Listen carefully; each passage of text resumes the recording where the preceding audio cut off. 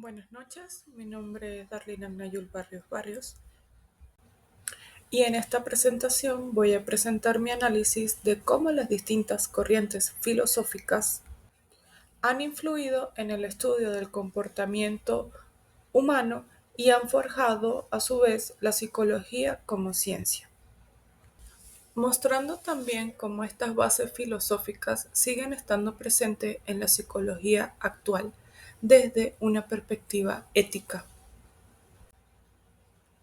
Hay que comenzar con señalar que la psicología ha tenido un rol importante en el desarrollo de las ciencias humanas.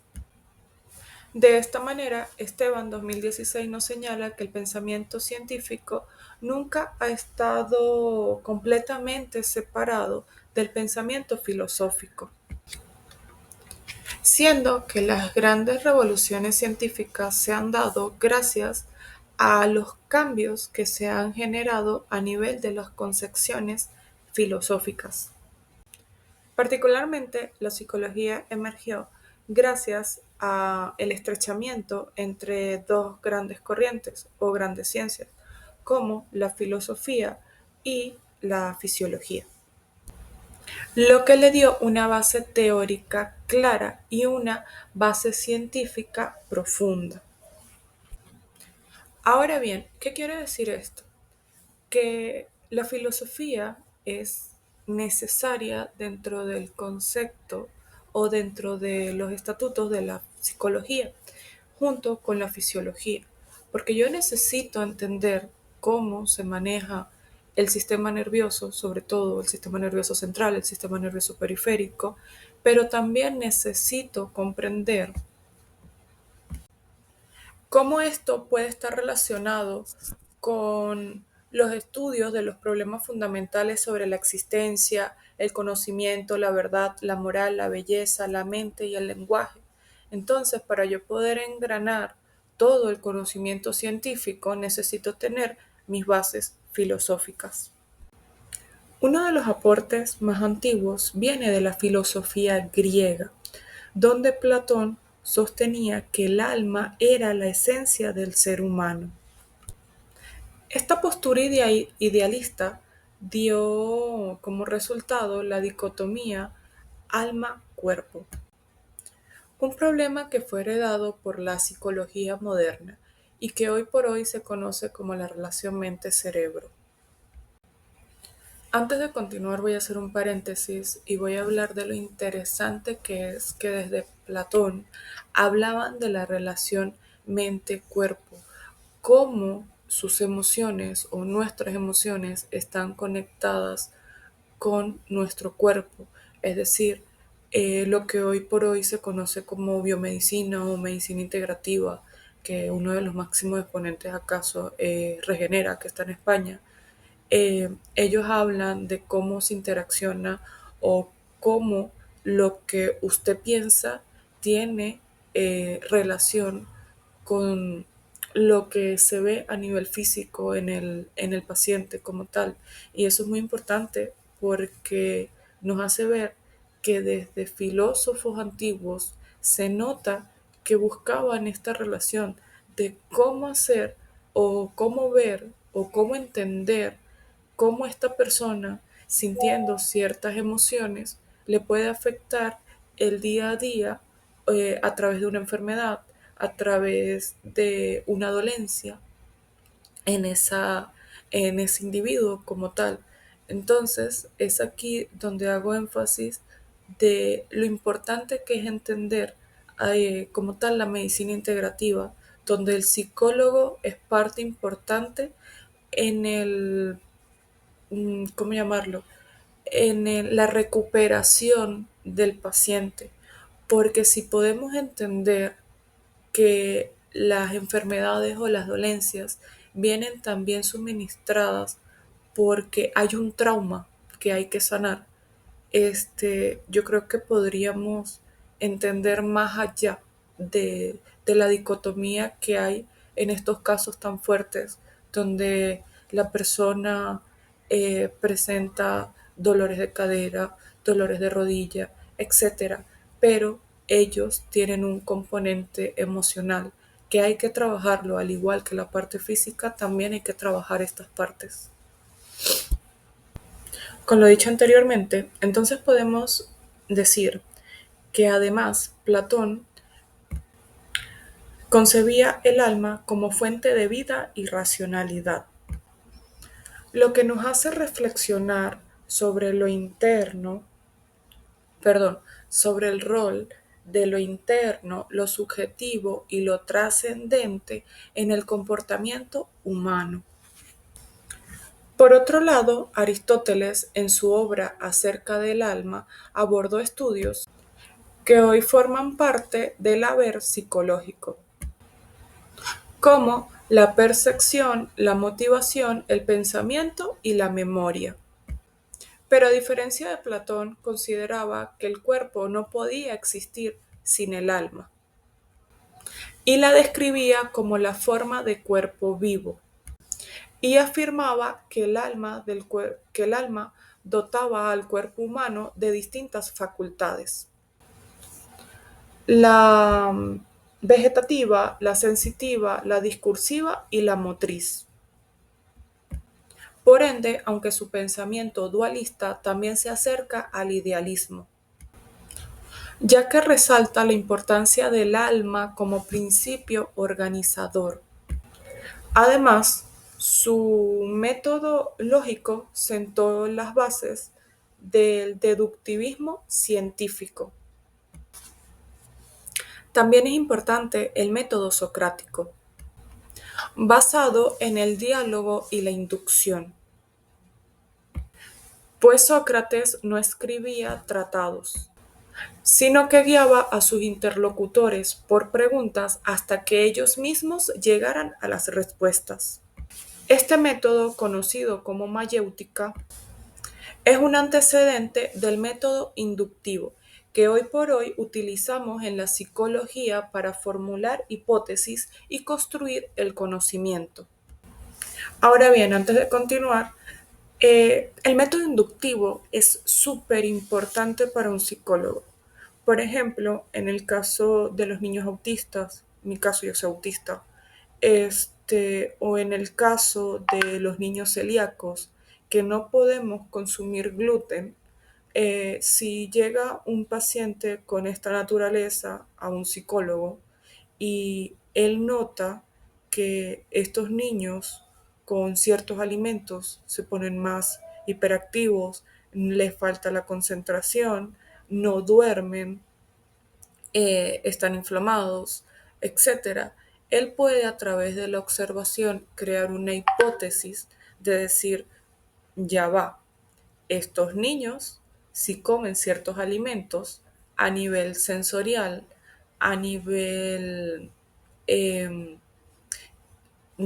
a nivel conductual, se van a comportar de ciertas maneras que cuando se suprime el alimento como tal.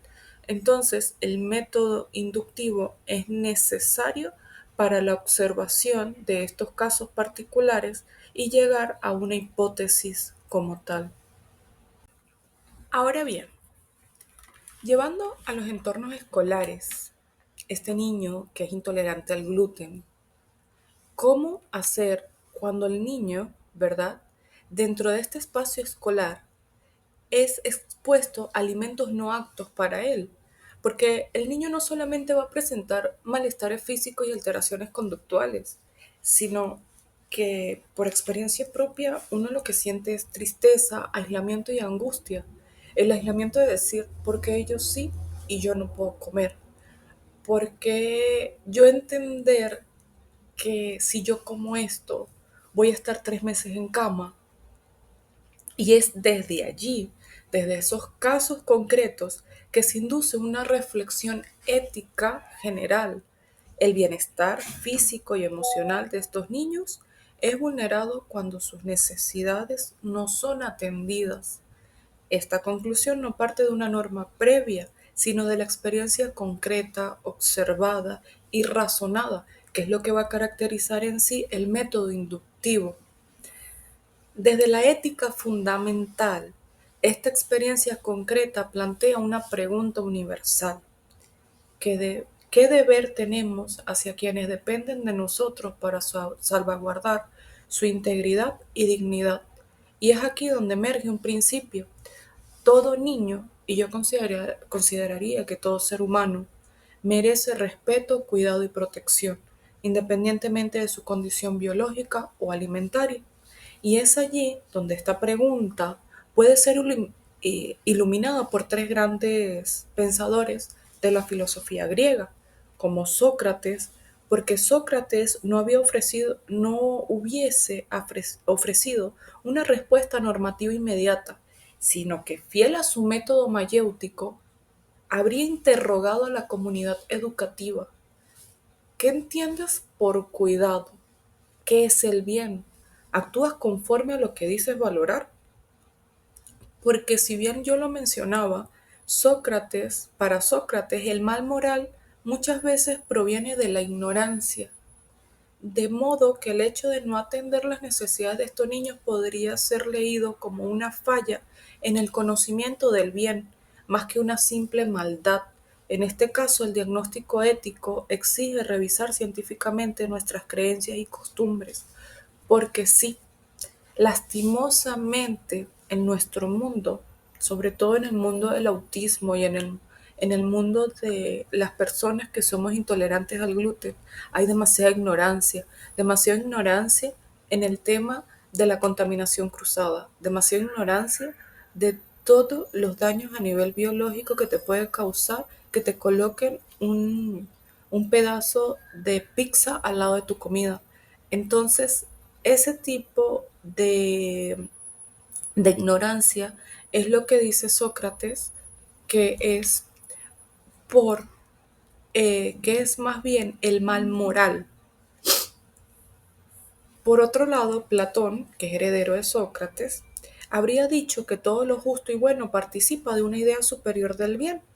El sufrimiento de estos niños revelaría, por contraste, un alejamiento de ese bien universal e inteligible.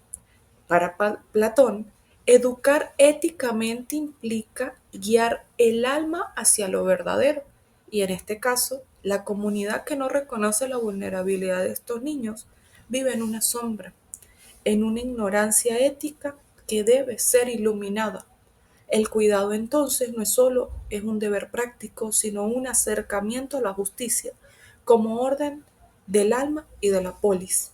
Y Aristóteles, por su parte, más práctico y observador, nos daría una clave desde la ética de la virtud y la finalidad. El ser humano tiende a la eudaimonía, que es el florecimiento o la felicidad. Entonces, solo se alcanza en comunidad mediante hábitos virtuosos. Para él, la virtud del cuidado. Como expresión de la fónesis, sabiduría práctica, llevaría a actuar con justicia hacia estos niños. Así, quien conoce su condición y decide ignorarla, actúa de manera viciosa, mientras que quien adapta los entornos y protege al niño desarrolla virtudes como la empatía, la justicia y la responsabilidad. Atender al niño intolerante al gluten no es un acto ocasional, sino una forma de vida ética orientada al bien del otro. En el plano metaético podríamos preguntarnos, ¿por qué consideramos bueno proteger al niño o malo ignorar la condición? Un emotivista como ayer diría que decir esto está mal es solo expresar rechazo emocional. Un intuicionista como Moore diría que captamos directamente el valor moral de proteger al niño como algo evidentemente bueno. En el plano de ética normativa, este principio puede abordarse así: desde la ética teológica o desde la ética deontológica. Ahorita comenzamos con la filosofía en la Edad Media y voy a hablar un poco de eso. Pero como conclusión, podríamos decir que el método, eh, ¿cómo lo llamo? El método eh, inductivo es fundamental para crear un patrón de ayuda para estos niños con esta condición. Y hablo de los niños, ¿por qué? Porque, por ejemplo, en mi caso, un caso muy particular. Eh, yo soy mujer y una mujer diagnosticada autista es muy difícil.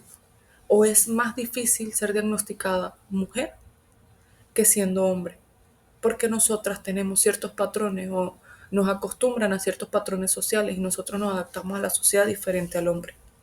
Sin embargo, creo que es importante como psicólogos entender que la parte ética es indispensable porque nosotros tenemos la responsabilidad moral de poder diagnosticar a una niña antes de que surjan todos estos problemas y todas estas comorbilidades asociadas al autismo. Durante la Edad Media, la psicología permaneció vinculada a la teología. Rodríguez Jawad, 2023, indican que de esta época emergen figuras como San Agustín, el cual promovía una visión introspectiva del alma, afirmando que la fe podría entender y purificar el alma. Y aunque su enfoque no se considera científico, su interés por la experiencia influenció la tradición reflexiva que la psicología retomó más adelante. Además, se debe mencionar a Santo Tomás de Aquino, que además integró el pensamiento aristotélico en la filosofía cristiana. Sostenía que el conocimiento comienza en los sentidos, pero es el intelecto quien extrae la esencia de las cosas, siendo destacable que esto es fundamental o esta experiencia es fundamental. ¿Por qué? Porque anticipa la importancia tanto de la experiencia sensorial como de los procesos mentales dentro de la construcción del conocimiento. Ahora bien, vamos a llevarlo esto a un ejemplo de una mujer autista no diagnosticada en su infancia. Ella atraviesa años de sufrimiento silencioso, hipersensibilidades, aislamiento, ansiedad inexplicada, y ya en la adultez, al recibir finalmente un diagnóstico, inicia un proceso de introspección, eh, a- revisión de su historia y búsqueda de bienestar, eligiendo entre otras cosas una alimentación sin gluten que mejora su equilibrio físico y emocional. Desde la ética fundamental agustiniana, este camino tiene un valor moral porque nace de una búsqueda interior sincera, una forma de volver el alma sobre sí misma para sanar, comprenderse y acercarse al bien. La fe en que su experiencia tiene sentido y valor le permite redignificarse. Desde la ética tomista, su decisión también es ética, pues parte de su experiencia sensorial y racional. Reconoce en su cuerpo señales reales de malestar y a través del intelecto extrae un principio vital para su vida, evitar lo que le daña y buscar lo que le permite florecer. Así, actúa conforme a la razón práctica y al bien natural que corresponde a su dignidad. Ambas perspectivas coinciden. Su proceso no es solo personal, sino moralmente significativo. Elegir cuidarse y conocerse y actuar en consecuencia, aun cuando el mundo no haya sabido nombrarla a tiempo, constituye una expresión auténtica de la ética fundamental. La filosofía moderna, por su parte, introdujo una ruptura, ya que con el Renacimiento y el desarrollo de la ciencia, la filosofía moderna, por su parte, introdujo una ruptura. Galileo, Copérnico y Bacón promovieron el paso de una visión cualitativa y subjetiva de la realidad a una cuantitativa y mecanicista. Copérnico desplazó al ser humano como centro del universo. Galileo, por su parte, contradijo las leyes aristotélicas sobre el movimiento. Y Bacon, por su parte, enfatizó que la ciencia debía basarse en la observación sistemática. Para Esteban 2016 este cambio fue fundamental en la psicología, que adoptó el método experimental como parte de su búsqueda en la legitimación científica. Ok, entonces podemos decir que Copérnico nos enseñó a descentrar al ser humano como medida de todas las cosas. Y del mismo modo, la ética fundamental nos obliga a colocar el otro, con su dolor, su diferencia y su historia, en el centro de nuestra atención moral.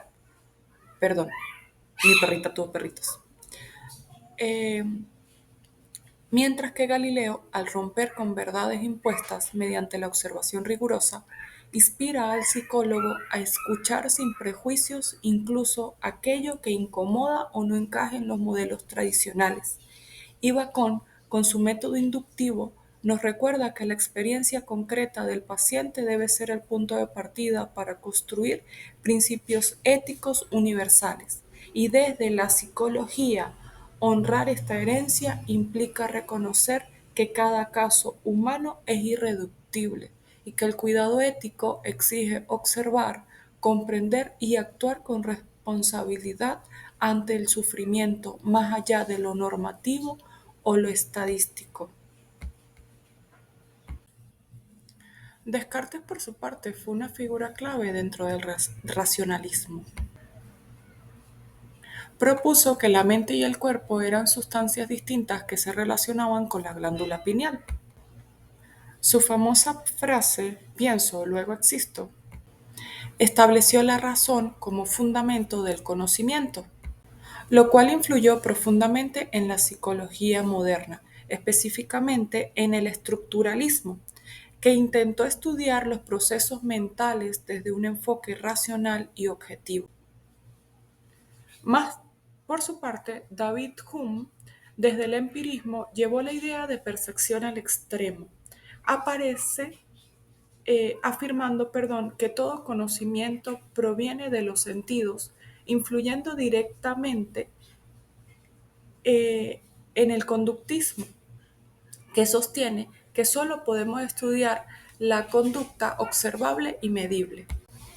Más tarde, Kant, en el siglo XVIII, propuso que solo podemos conocer los fenómenos, lo que aparece antes de los sentidos, pero no los noúmenos, la cosa en sí.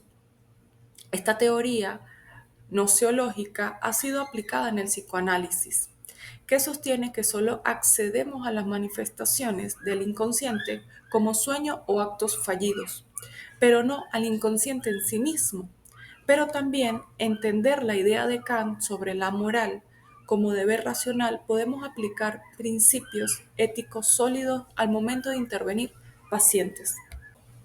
En el siglo XIX, el materialismo de Karl Marx afirmó que toda realidad es materia, expresada en tres niveles: físico, psicológico y cultural. Esta visión propone que tanto el pensamiento como la conducta son expresiones materiales que pueden estudiarse desde su contexto. También plantea que la conciencia no es innata, sino el producto de las relaciones sociales. Y por su parte, Augusto Comte impulsó el positivismo, que exige que la ciencia se base en hechos observables y leyes generales, lo que obligó a la psicología a afiliarse a la fisiología para alcanzar la validez científica. En las últimas décadas, las neurociencias han buscado explicar el comportamiento humano a través de la actividad cerebral. No obstante, este cerebrocentrismo puede convertirse en una forma reduccionista que ignora factores sociales, emocionales y culturales. En este sentido, la ética se hace necesaria para ayudar a equilibrar lo humano con lo técnico. Aunque a mí me encantan las neurociencias porque es una manera de ayudar a entender el comportamiento cerebral y sobre todo en los autistas. El neurofeedback es esencial para enfocar a la persona que tiene déficit de atención. O sea, el neurofeedback para mí es una rama importante de la neurociencia, es por eso, porque te enfoca y te ayuda a, de alguna u otra manera, a enlazar estas redes neuronales y entender que se puede ir más allá con otro tipo de tratamientos sin entrar en la parte farmacéutica. Entonces, por su parte, como conclusión de la filosofía moderna, podemos decir que aporta claves éticas esenciales para la psicología. Descartes, por su parte, nos recuerda la importancia de la razón, pero la ética exige no descuidar el cuerpo y la experiencia vivida. Hume valoró lo observable, aunque el sufrimiento no siempre se ve, y Kant plantea que solo accedemos a lo aparente, lo que obliga al psicólogo a intervenir con respeto, sin reducir al paciente a lo visible. Y Marx destaca el contexto social como fuente de malestar. Y Comte, con su positivismo, impulsa el rigor científico. Sin embargo, la ética fundamental exige equilibrar técnica y humanidad, reconociendo siempre la dignidad irreductible del otro. Por ende, puedo decir que es claro que como todos estos aportes filosóficos han influido en las escuelas psicológicas, ya que el conductismo, fuertemente ligado al empirismo, sostiene que la conducta es producto de la experiencia, y sí, tiene razón.